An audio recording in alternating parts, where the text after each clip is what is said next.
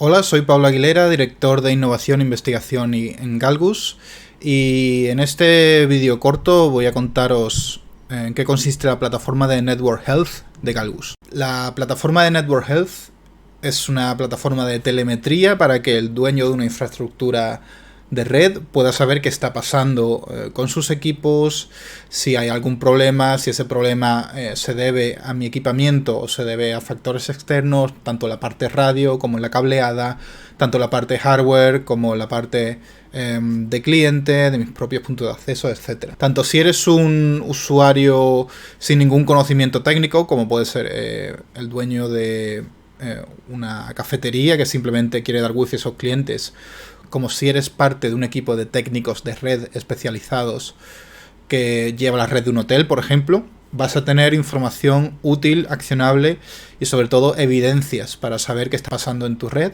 y saber por dónde atajar los problemas. Recordamos que todas las redes de Galgus son auto-optimizadas, cada punto de acceso de Galgus es inteligente, entre todos forman un equipo y hay una decena de algoritmos optimizando todos los recursos radios para que el usuario no tenga que hacer nada y el administrador no tenga que hacer nada.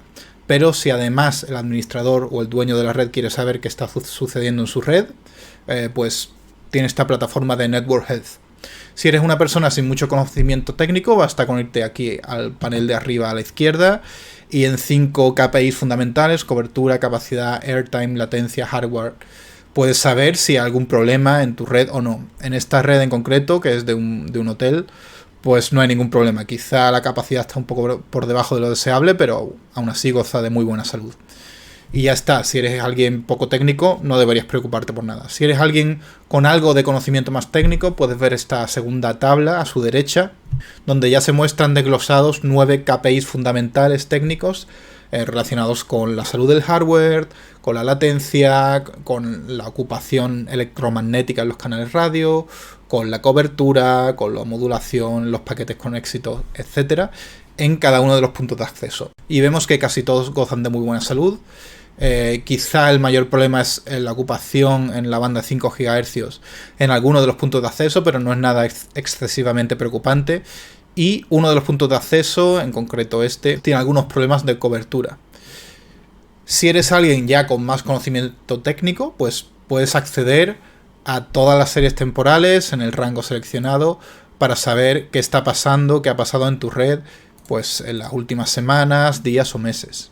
Y puedes ver qué ha pasado con respecto a los usuarios conectados, también su histograma, memoria RAM, CPU disponible, la carga de los procesos, que suele estar bastante baja, siempre eso es algo que siempre es bueno.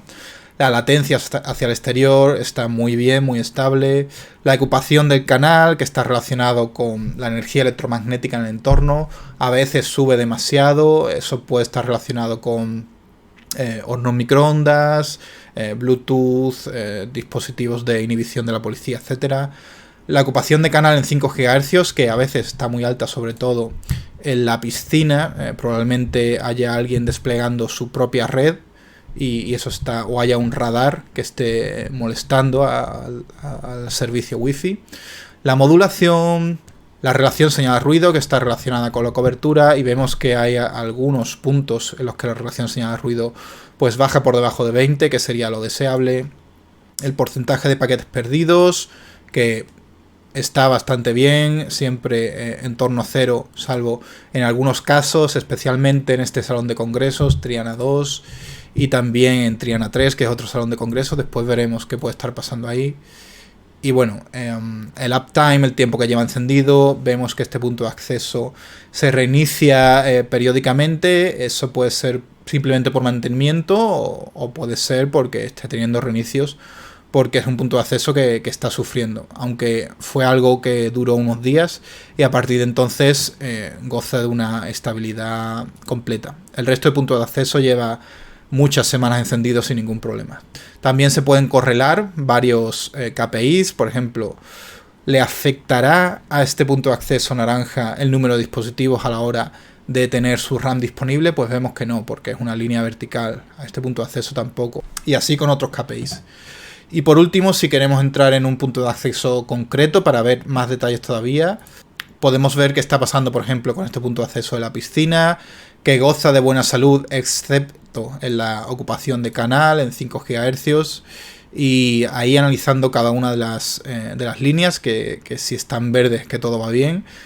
Y está todo verde salvo la ocupación del canal, donde hay mucha área roja, se ve también en el histograma, y eso probablemente, como decimos, se deba a radares cercanos. Este es un punto de acceso que está en la playa, cerca de la playa, y puede que haya radares militares o meteorológicos cerca que estén molestando. También podemos correlar los KPIs para ese punto de acceso concreto.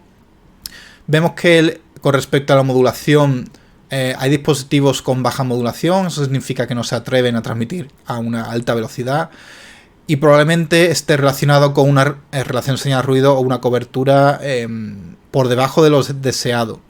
Hay dispositivos conectándose en la piscina desde muy lejos y están teniendo una cobertura bastante mala. Eso nos dice que este punto de acceso, esta zona del hotel, esta piscina, es candidata a una ampliación en puntos de acceso. Cuando el hotel anualmente nos pide las zonas más interesantes para ampliar, pues esta zona de la piscina es probablemente una de las candidatas.